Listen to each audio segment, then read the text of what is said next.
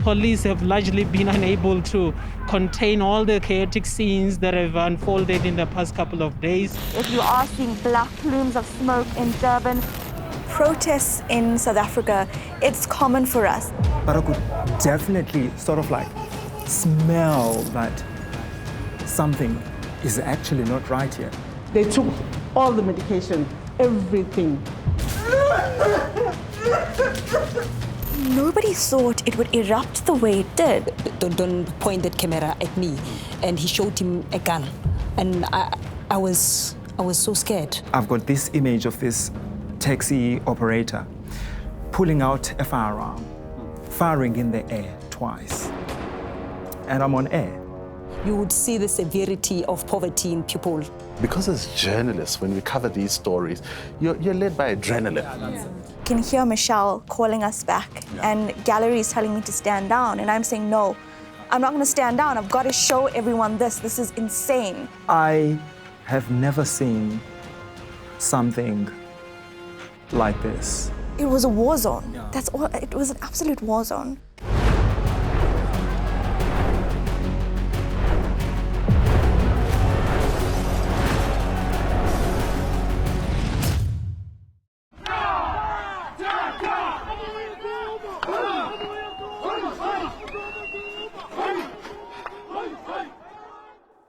Hello and welcome to the roundtable edition of The Report. My name is Ayanda Nyathi. As we look back at the prominent moments from the year gone by, today we take time to hone in on a seminal moment in South Africa's socio-political history, and that has to do with the now infamous 8 days in July. To help us break down what actually took place from the lens of our reporters, it gives me great pleasure to be in the company of such great talent, dare I add. They're no stranger to you. Malungelo Boy, Karinda Jacques Mohan, Lindam Nisi, and Bafedile Mwerani. I'm not quite sure where we even begin making sense of actually what took place, but a lot of people begin, Karinda, with the arrest of the former president, Jacob Zuma. It's a story that you followed very closely as soon as we learned what had happened. Let's perhaps start by understanding where you reckon the arrest finally turned into what we saw in those 8 days.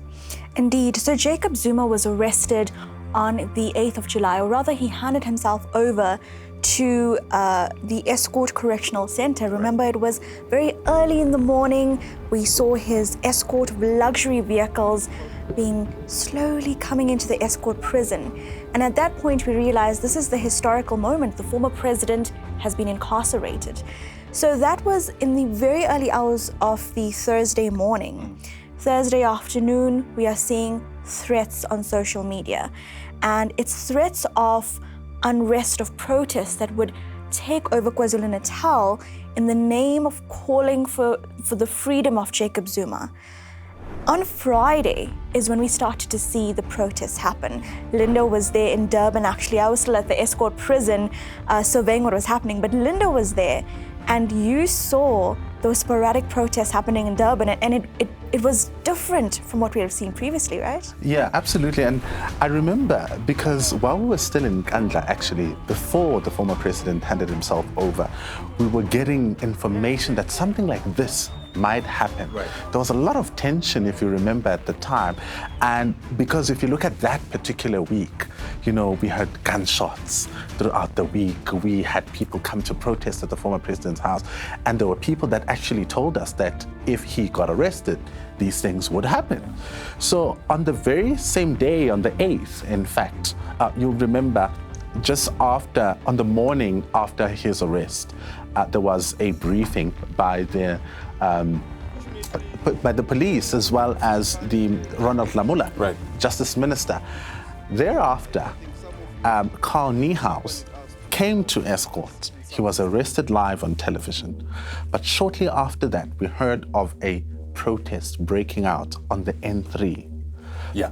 I remember that was certainly one of the seminal moments. I mean, it all started out with trucks being burned on the N3, and it was difficult to kind of decipher what was happening because it wasn't new, sadly, in a country like ours. You see a lot of action taking place within the trucking industry when you think of the labor issues that are involved there. KZN feels like the heart of it, but things also were happening elsewhere in the country. Malu, you've seen at a close vantage point. I guess the stage when we were very clear that there's some kind of unrest taking place. Of course, none of us could have predicted how far things would get. In fact, here in Gauteng, and we started to see those unrest on a weekend leading into the week. And I know for a fact some of my colleagues actually had the company car being stoned while they're covering this particular protest. So when I went to Jabulani Mall, I spent some time there. I spent some time in Vosloorus, and I also spent some time in Alexandra. One of the things, though, that was very apparent for me at first is that people are looting. At first, you actually kind of like, is this about the arrest of Jacob Zuma, or is it about people who are hungry? Kevin and I are going to try and move a bit closer to where everything is happening. And you can see there's more people that are still going to take part really in this looting. And most of some of the people that I certainly spoke to were actually saying that we're actually hungry. We actually want food. My brother, I can see that you've managed to get something here. Yeah, my sister, I've got myself a computer and a microwave. I won't stress myself anymore. I don't care about food. I only care about the things that I'll make business with. You see this one, computer? I'm going to open my own internet cafe. Microwave at home, they are right. We'll speak about those characters in just a moment. Bafedile has had quite some time with a lot of them, especially. But before we get there, Bafedile, the story was so big. We know you to be our reporter in the Northwest, but we had to pull you into the Gauteng cycle, for lack of a better term. I mean, take us through what was running through your mind when you arrived, because by the time you entered into the fray, stuff was popping, to use a loose term. You know, things were already happening. I think it's being at the right place at the right time, you know, because when I arrived here, already everything, you know, it was that hype, if one could say. The lootings were intensified. A whole lot of things had already been taken at that particular time. It was just only food, you know, that was left in most of the stores. So when we arrived at Diepkloof Square, we saw a high number of people coming through with no police in presence to monitor what was exactly happening. That's where we got to engage a lot of people to hear from them. Why this? Why are you doing this? And remember the guy who said, "Angithi Zuma uboshiwe, mele bamkhiphe." You know? I think there's a song about that in true South African style. Why are you taking these things? Zuma uboshiwe, kumele bamkhiphe. Kumele bamkhiphe. Why ufuna bamkhipha? I'm looting because all of us here by the location were suffering. And since Zuma has been arrested, things has been very tough. Ramaphosa must give back us our 350s, otherwise we won't finish looting. It was just an excuse, you know, by him saying, "Angithi Zuma uboshiwe, mele bamkhiphe." You know, I think, as you say, Malungelo, the like hunger that South Africans, you know, are faced with, it's a serious challenge. That's what I've realized during those protests and the lootings. Right. I want us to spend time just for a moment to speak as South Africans and not necessarily as media practitioners, because I think this is the kind of story that many South Africans also looked at with a sense of unease. Linda, when it was beginning, from your vantage point, were you getting a sense that it would get to the scale that it eventually got to? I think there were signs right at the beginning, because I remember when we went to Agwamashu, for example, during that weekend, some stores, a few stores had already been looted. So I'm talking about the major retailers in the township that had already been looted, and life was just going on as if nothing had happened. So I picked up at that moment that something major could happen here, because soon we were seeing roads being closed in Guamash, we were seeing roads being closed in other areas in KZN. So it gave us that indication that something major is about to happen. Didn't know if we were ready for it. Yeah. Well, and quite frankly, we're still trying to answer that question to this day with the multiple hearings that are taking place. Karinda, you are based in KwaZulu-Natal. You have a better sense of the climate and know better when that climate changes. Did you follow how bad things would get? Did it feel like you were gauging where things would eventually land up?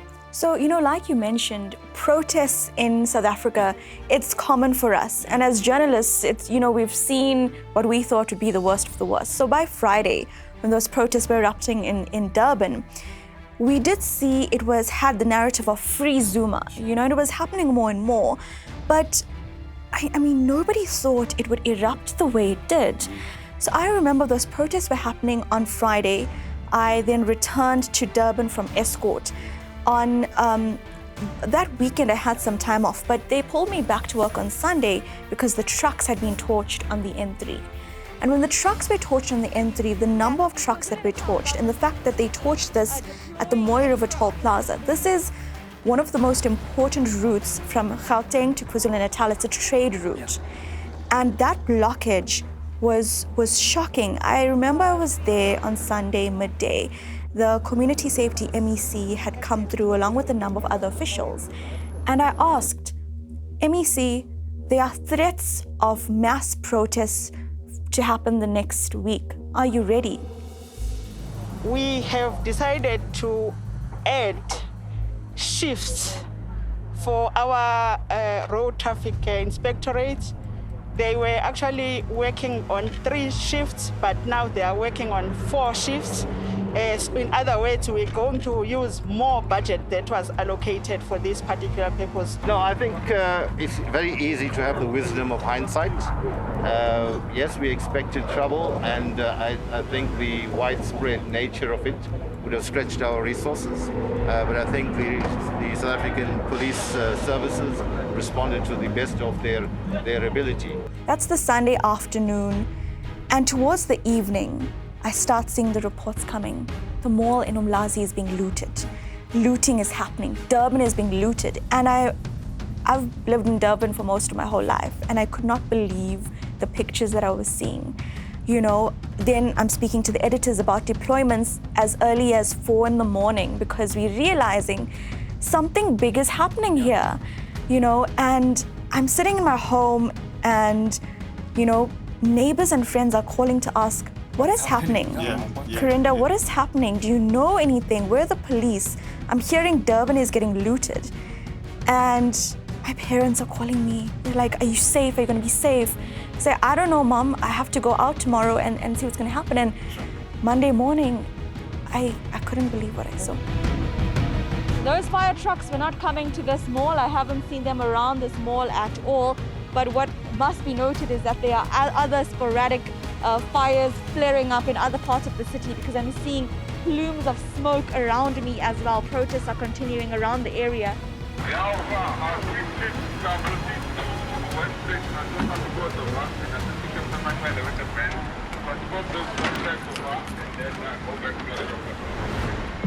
By Monday evening, businesses would still be counting the cost of the damages caused by the looting overnight. On Monday morning, police said they arrested over 100 people in KwaZulu-Natal. By Monday evening, they said their cells were full. And I think what's interesting about what was happening in Durban at the time was the fact that, as journalists, you're always the first one to get information. If there will be a protest, you're always... But there was nothing of that sort. There was absolutely nothing of that sort. You would get reports that it's already happened. But I mean, Manu, when you were arriving, one of the things that stood out, guys, throughout these 8 days is the amount of time we would get there before the police, before law enforcement, etc., etc. I remember we're driving from the airport to the hotel room, and I could actually feel the smell of the fumes from the flames. And you could, even though I could not see anything, but I could definitely sort of like smell that something is actually not right here. Oh, this city is gone, is actually obliterated. But for me, what the unrest actually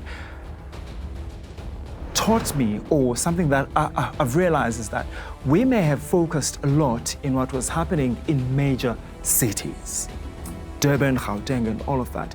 We forgot that the impact in small towns is actually quite severe because people there actually don't have, the resources that we have in urban areas. I think it's also very important to kind of track the profile of the people who were actually involved in this and how they actually responded to the media on day one versus on day 8. So think about that as you grab your cup of coffee. You're watching the special edition of The Report. We'll be right back. The road is live. I'm going to establish the area, then we'll move in.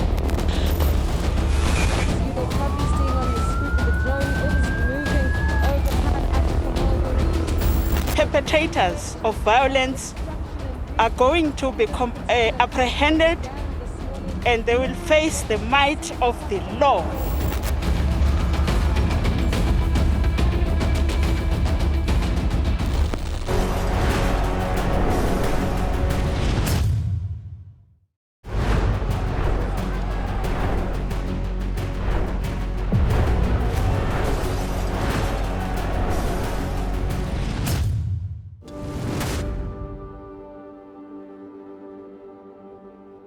Welcome back. You're live on this roundtable edition of The Report, and we're breaking down this important moment in the year gone by, those 8 days in July when, quite frankly, the political landscape in the country was never the same. And to help us do that, once again, we're joined by Malungelo Boy, Karinda Jacques Mahan, Linda Mnisi, and Bafedile Moerane. Bafedile, we've already spoken in part about the many people that you spoke to, some of them for great comical relief, but also some of them really exposing to us what underpins the unrest that we saw.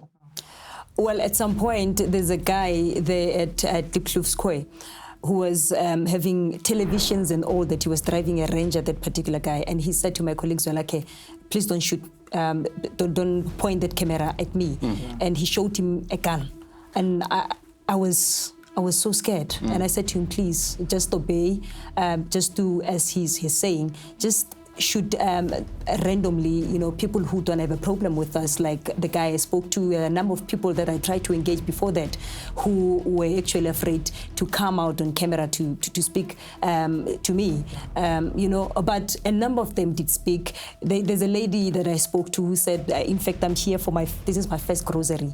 You know, she was carrying tomato sauce, you know, and I can't recall the other thing that she was carrying, but she said she's happy that people are obeying the COVID-19 regulations for as long as they are getting groceries. That's what she termed it. She's saying it's groceries. You would see the severity of poverty in people, you know, when somebody is carrying such to say it's grocery, and seeing nothing wrong absolutely with what they were doing. They were just helping themselves. It clearly points that there's a serious problem in South Africa. Prominent voices that stand out for you, Linda, in your experience? You know, when you go to these townships, obviously, for most of my coverage, I was in KZN, and I remember seeing how nonchalant everyone was. You know, everyone was nonchalant. This was an opportunity for them really to now start redistributing whatever that they had. I mean, there was one house in Guamash where I have never seen so many Viennas in my life. Well, and this guy was just giving them out to his friends and whatever. What was also interesting, I remember driving to go help out our colleagues, Tumaule and Senzo, who were stuck on the N3. I bumped into this guy who was injured. He was injured, his car was parked on the side of the road. He had a huge washing machine. And you could see that he was now caught between a rock and a hard place because he could not run away and leave his car behind. And now police were starting to, you know, drive into that particular road. And it made me realize that a lot of people were putting their lives in danger to loot. Are you injured, Baba? Yes, I can't move, I can't do anything. I've been here for hours. Security, police, they've been passing me without any help. Okay, Kathy, I think I just need to check how serious his injuries are. He's saying he's been stuck here for hours and security officers have just been passing him without assisting him. Whoa, there seems to be a serious problem with his leg, Kathy. So we're just going to make it very quick, Kathy. I think this person needs emergency services as quickly as possible. We'll have to cut this crossing so that I can just ask the police officer who's accompanying us to assist this gentleman in any way possible. Karinda, of course, KZN, as we've mentioned several times, almost feels like it was the epicenter of it all, and for various reasons, including the fact that, of course, the arrest of the former president took place there as well. But let's speak about the initial impression you were getting when the structures were starting to get destroyed, right? I mean, we've, in many respects, characterized this as people who are hungry, but then that doesn't really explain why there was so much destruction of infrastructure as well. So what we noticed throughout our reporting, and in the aftermath, what we learned from police is that there was a specific modus operandi used by the instigators of this unrest. You know, this didn't start with people who are in poverty wanting to loot. They didn't start this. This started with unknown people. I remember someone saying, we don't know what kind of vehicle number plates these are, but they've come here and they threw tires on our street, they started burning it, and they called us. So unknown men started, or unknown people started these fires, started these destructions, called communities in, and that's how the looting unfolded. I saw that happen in Durban, I saw that happen in Maritzburg. Monday early morning was when I first saw the destruction of Durban, of the Durban CBD. This was unlike anything I'd seen before. I mean, we couldn't even drive straight on the road. Fortunately, we had a bakkie with us, and we're going over debris. I looked up, and buildings that I'd grown up with were on fire. Looting was happening everywhere. People were, you know, it was a war zone. That's all. It was an absolute war zone. And the camera operator was with Lungelo. We said, you know what, let's not get out of the car.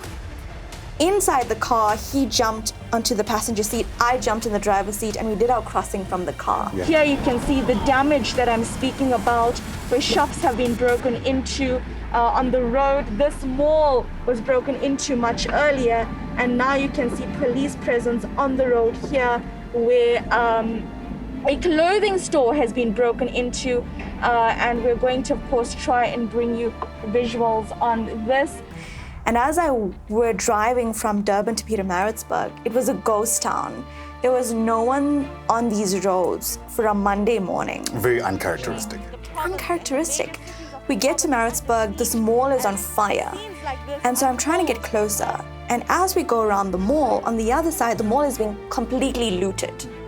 And we go closer, and I'm seeing that they've started a fire on one side of the mall. Now they're looting on the other side, and they're taking their goods into the nearby informal settlement. And we were so scared to get out of the vehicle because we hadn't seen anything like this. The hysteria of looting and the firearms that we saw, we didn't want to risk our lives, but we needed to tell the story. So we just drove through everything, and there were, you know, there were dead bodies on the side of the road. And nobody cared. Just the looting continued. I mean, I also had moments where I'm like, what is happening? What is going on? Because the scale of the destruction, I mean, everywhere I'd been, whether I'm in KZN or in Gauteng, it was bad. It was bad at some point in Vosloorus. There were people trying to loot the local mall. So what we're seeing there, we're seeing taxi operators. In fact, I've got this image of this taxi operator pulling out a firearm, firing in the air twice.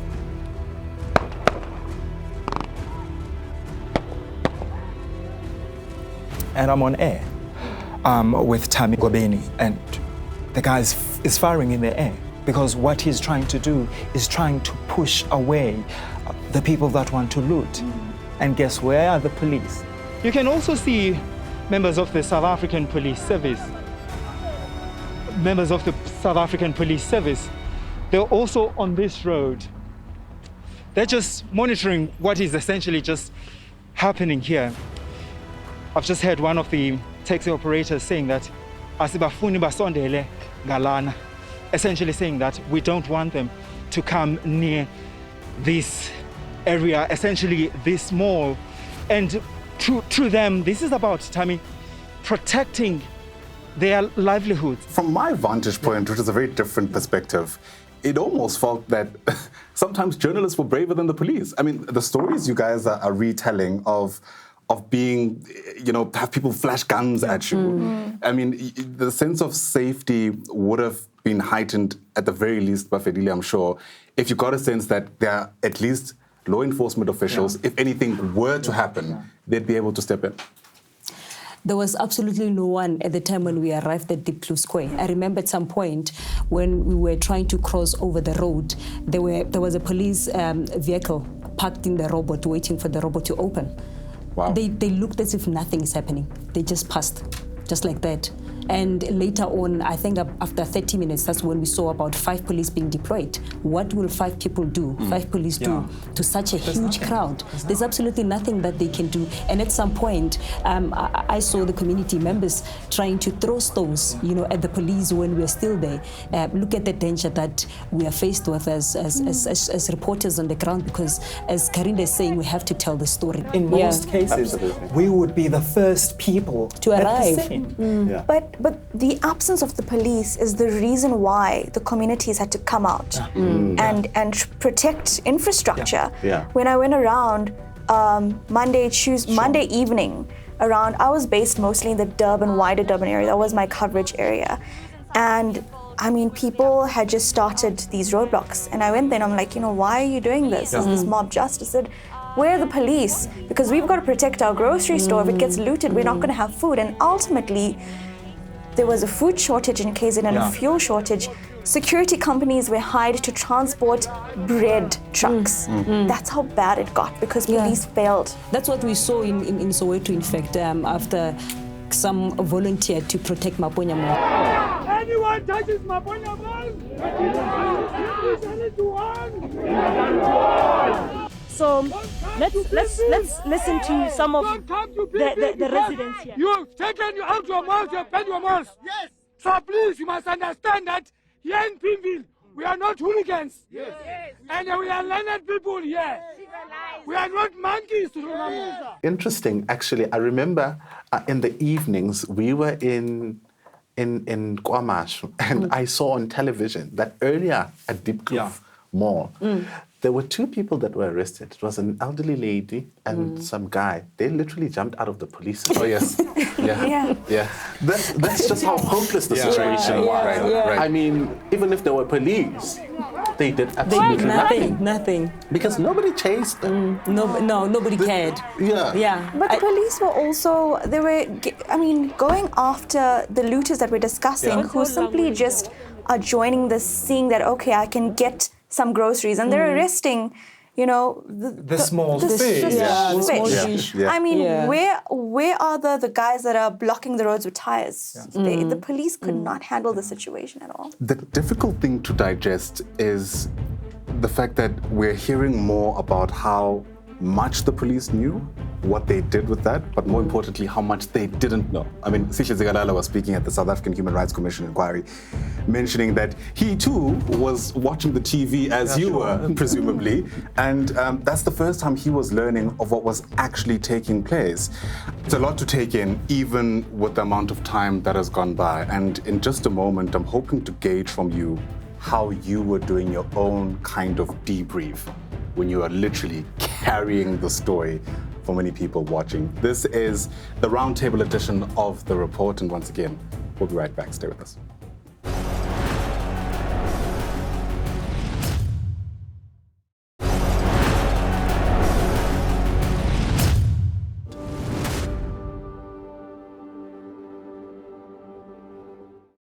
Welcome back. You're watching the roundtable edition of The Report as we break down what on earth took place in those 8 days in July. It's a question that mostly remains unanswered, but we're going to try our best. And once again, joining us for this discussion is Malungelo Boy, Karinda Jacques-Bahan, Linda Mnisi, and Bafedile Moerane.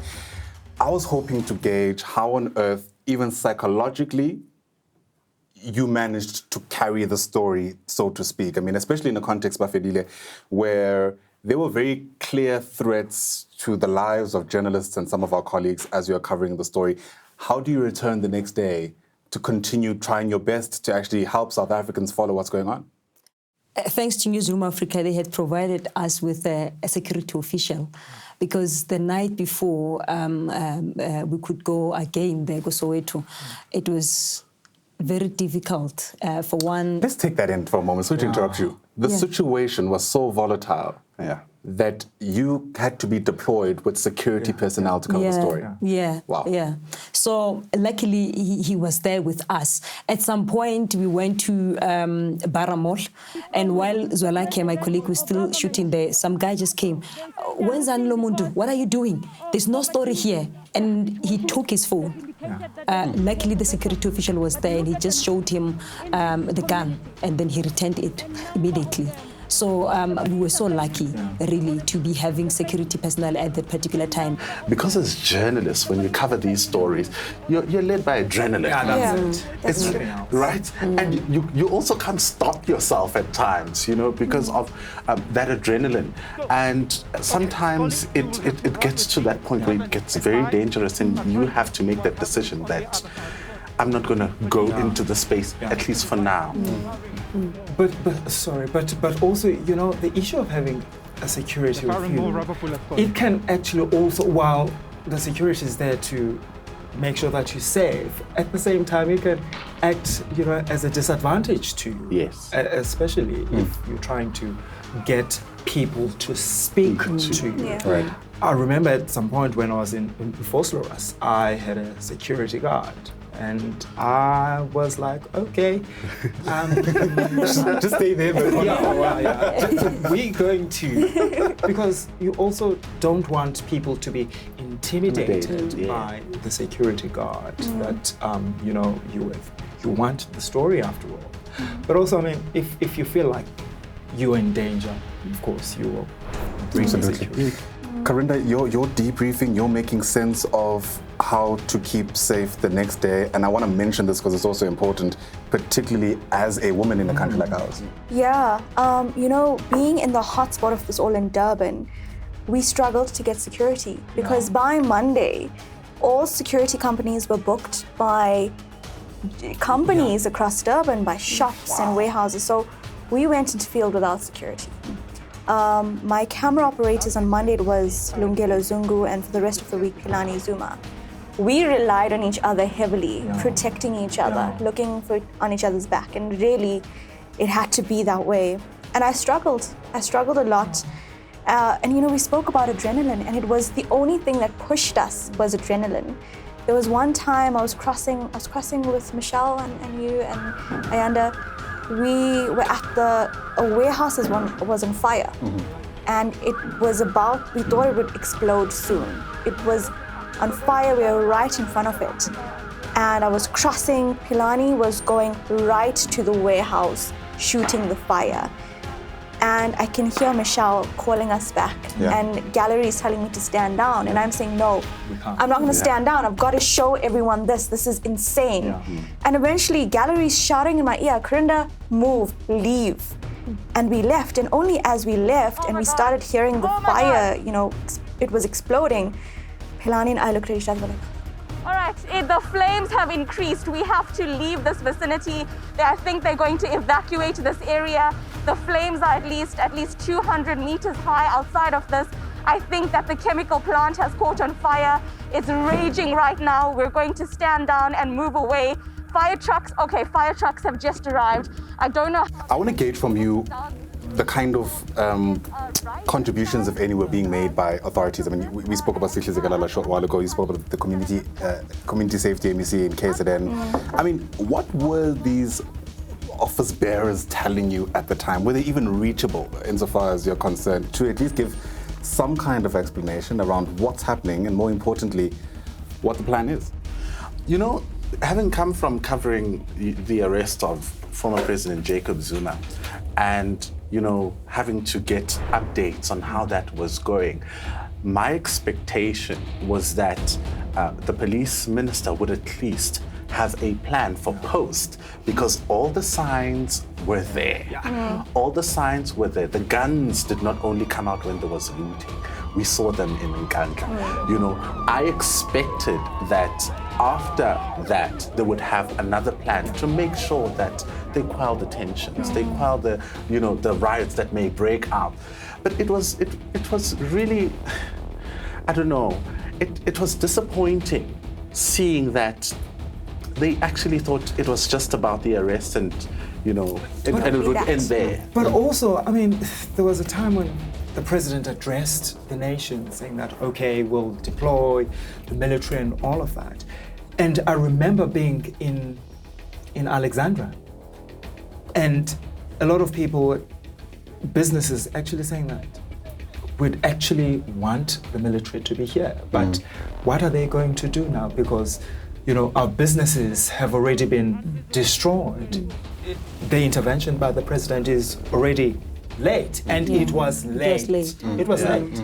We're hearing government that they're going to deploy more police officers and the military. Is it too little, too late for you? Of course it's too late. See, damage is happened already. Damage is happened already. You can see yourself. How much do you think you've lost here? Hey. It's a lot. It's a lot. Yeah. The first time we heard from the KZN Premier, Sihle Zikalala, was on Tuesday. And I mean, already on Monday, Durban was destroyed, buildings were on fire. Zikalala comes out in a press briefing in the morning on Tuesday, in a very calm press briefing to condemn the looting that has taken place. With regard to slow response of police, we understand in many areas that police initially took this as protest, and they were not prepared to respond in a manner that could lead to the loss of life. And then only on Wednesday does he actually go out to the field, and I followed him. And I was on top of a bridge near the Westmead area where there's industries, and it was being looted, Click's warehouse being looted. And he was on the phone. We were the only broadcasters on top of that hill with him. And I can see a frustrated premier on the phone, clearly with authorities, shouting for some kind of assistance, and nobody was coming. Eventually, one armored vehicle came, tried to disperse people, but I mean, I think it was about a month later, I went back to the warehouse and it had been destroyed completely. Sure. But Fedile, a big part of what people also noticed was what was being looted in many respects, right? Yeah, sure, you got the luxury items, etc., etc. But I remember at the time of your covering the story, there was one moment where a butchery store was a target. You went right in there. In fact, there was a scuffle at some stage that broke out, and somebody was actually quite badly injured. Somebody who looked like an official. It was a police official. Yeah. It was slippery inside there, because you would imagine the mess. Because it is at the storeroom at that time, and that was the only place, the only shop that was left. You know, the rest were looted. Everything was taken. So it was only that particular store, which is the Roots, and it was at the storeroom. Linda, the kind of things you were seeing being taken, what did you read into that? I mean, we saw, you know, just basic foods. For me, that stood out. You know, there was a gentleman right early in the lootings. There was a gentleman who went in for a box of diapers. You know, and it gives you an indication of the opportunity that was created, the window that was opened by those who instigated this thing. That you know, people are desperate, and you look at the economic climate of the country at the time, things are really bad. And if there's this opportunity, people will take it. Sure. What was quite interesting to also note is where the unrest was, socio-economically speaking, right? I mean, this wasn't happening in Sandton. It wasn't happening at the heart of Sandton. It was in the Alexes, in the Duklus, in the Jabulanis, in the Umlazi, for instance. And it's also raised questions around how police respond to different people of different socio-economic backgrounds. When the response finally happened, Malu, I mean, were you getting a sense that there's also a sense of taking advantage that this is mostly poor people who are involved in this? When we're in Alexandra, police were completely outnumbered by the people there. Yeah. But people were clear, though, that they will get into those stores and they will loot whatever they can. I mean, because they'd outnumbered police, they were able to do that. Manu actually reminds me of an incident, or when I was back here in Joburg and I was covering just the aftermath of the lootings and the police response that you speak of. We were in a community, I remember it's very close to Sebokeng. It's an informal settlement in Sebokeng. It was early in the morning. They chose the coldest day to go and confiscate the mealie meals. And they were knocking on people's doors. They were breaking, they were opening their houses. You know, they went into their bedrooms because they did not believe that someone would have a 6-pack of tomato sauce. You know, you can't afford so much tomato sauce. How could you possibly in possession of this? They opened the guy's shack. He was not there. We were told he was at work. They opened, they got into it. But like you say, Ayanda, they wouldn't have done that in a sentence. And they said, if you want to reclaim all of the stuff that we confiscated, come with a slip. Now, let's think about it. Do you keep a slip of mealie meal? Who here keeps a slip? Who does? The socio-economic spillover of the looting is definitely something that we need to unpack, but we also can't speak about 8 days in July without speaking about Phoenix. So we're going to do that in just a moment. Once again, you're watching this roundtable edition of The Report, and we'll be right back.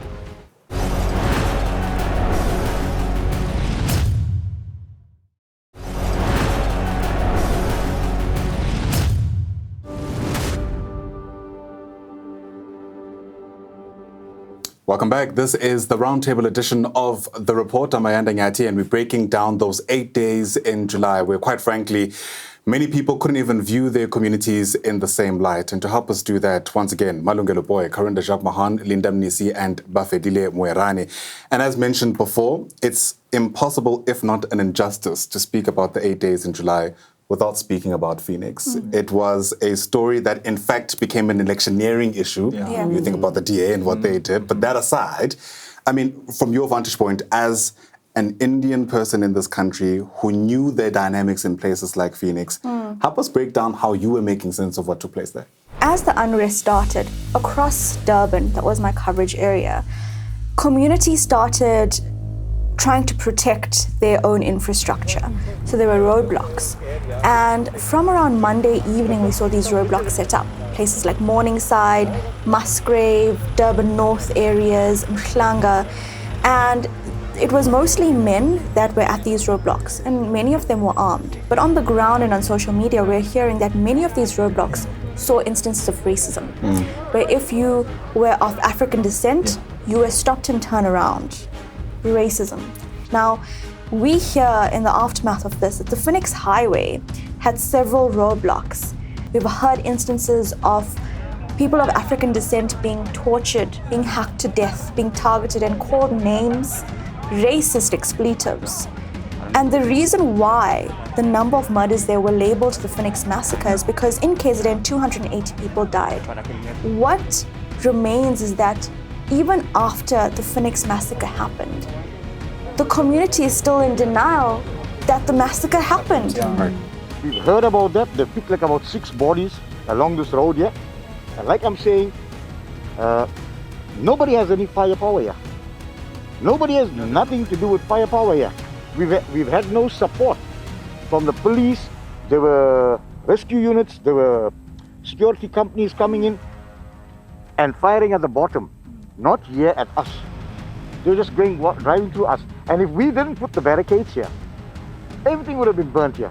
This entire thing gave us somewhat of a bird's eye view of the kind of society that we live in. We saw some people come out to defend these properties, and there it shows you that the importance of having people that will lead our communities and bring some sense to those people is much needed. Think about the likes of Ntlantla, who's gone on to be that person in today's society. He was at the forefront of defending Maponya more. But there's a difference between someone like Ntlantla and then someone like what we had seen in Phoenix, where you can see that they already had a racist mindset. And for them, while lawlessness was pervading in terms of looting, lawlessness in terms of mob justice with racism at the forefront was also prevailing at areas like Phoenix. I heard about this happening at many other roadblocks as well, where it seemed like civilian men wanted to arm themselves and start taking control of the situation.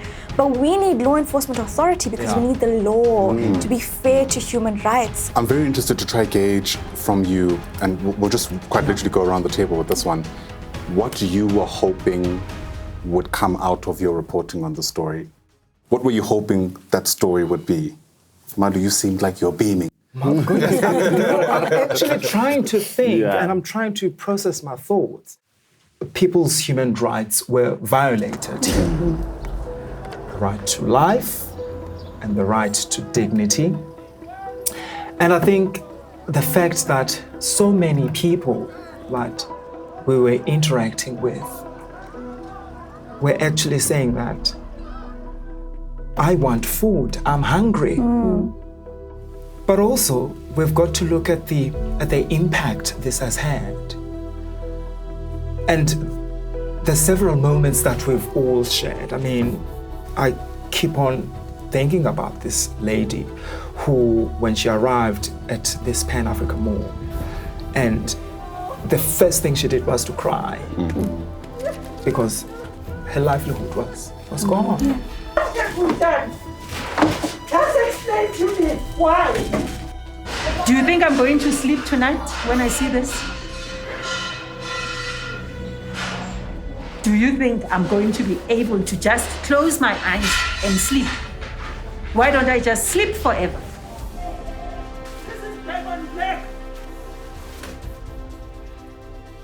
And what was interesting with this particular story is that the vulnerable were the ones at the forefront. And that's it. That's exactly it. They were the ones that were at the forefront. We were seeing them. They were being arrested. They were looted. At the receiving end of all of this. At the receiving end of everything. While the instigators and the politics and everything took the back seat. And it gives you an indication of the kind of country we live in. Yeah, absolutely. Corinda, in your mind, a lot is taking place. I mean, you even had, dare I say, multiple options about where to go when the day started. What informed where you ended up? Towards Wednesday onwards, I started following the officials who finally came to KwaZulu-Natal. You know, Premier was on the ground on Wednesday, the police minister came to Phoenix Thursday, and by Friday, the president finally came with a number of policemen, and we wondered, well, where were the policemen the whole time? Yes, we have said that we could have acted quicker, but they are now joining hands with us. As the state, working together now, many of our people are working together, the religious community, the business community, ordinary people in their homes, in the streets of our country. They are now cleaning up the country. In the depth of it, I forgot about Zuma was arrested a week ago. Yeah. And now the looting is happening.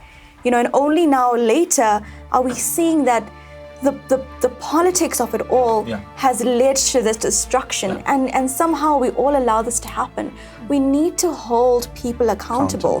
South Africa cannot be used as a political play toy to send messages. We are not that country, no. And what I realized is we also lost our humanity. People losing their lives, it's really painful. I visited one family in Netherlands where they saying that they believe that their son was caught in a crossfire, although he was part of the people who were looting. So I found myself having to engage with those families to hear them, what is it that they really wish for? Because this particular family in Netherlands, the Simpsons family, their son was shot with a live ammunition. Who shot him with that live ammunition? Is it the police or what? Because the last time I checked, the investigations were still unfolding. It brings to the core issues around accountability, Madu. Exactly, that what I was going to say. Who is going to be held accountable for what we saw in July? So many families, I mean, they need answers. So many business people whose businesses were destroyed need answers.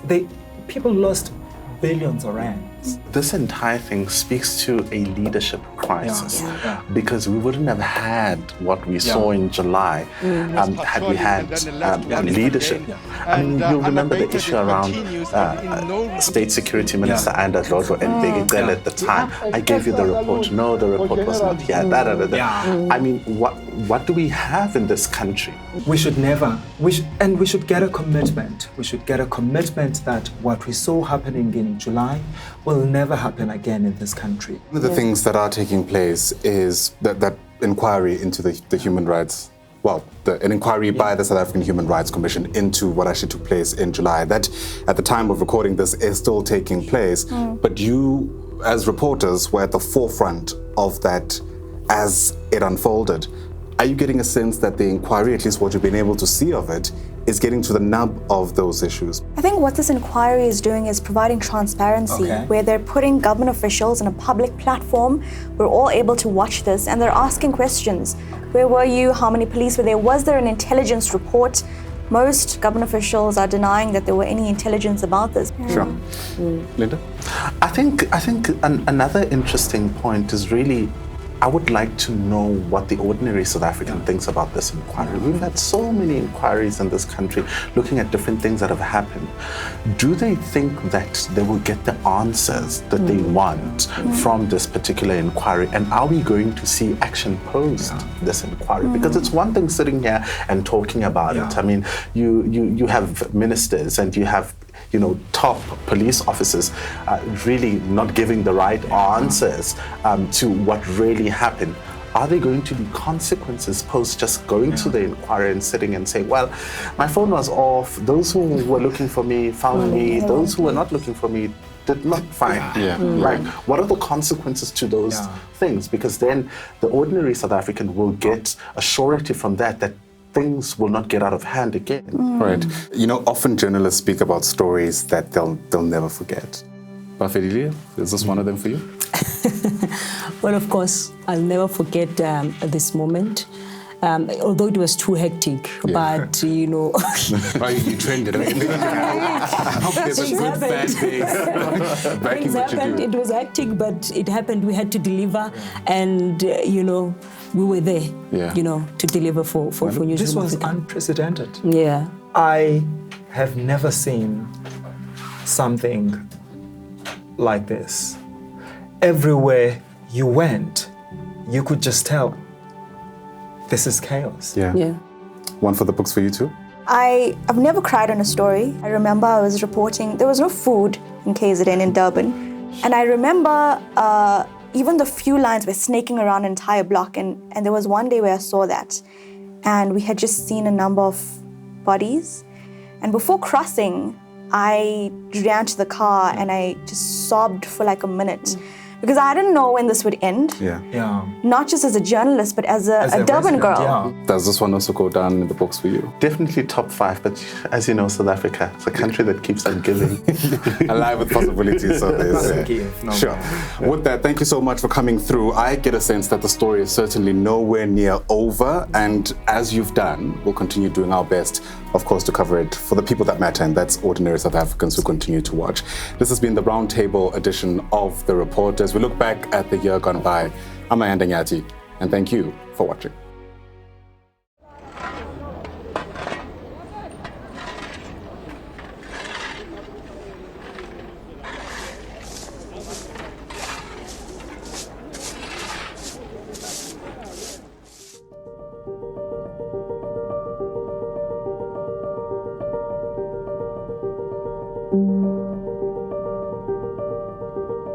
Thank you.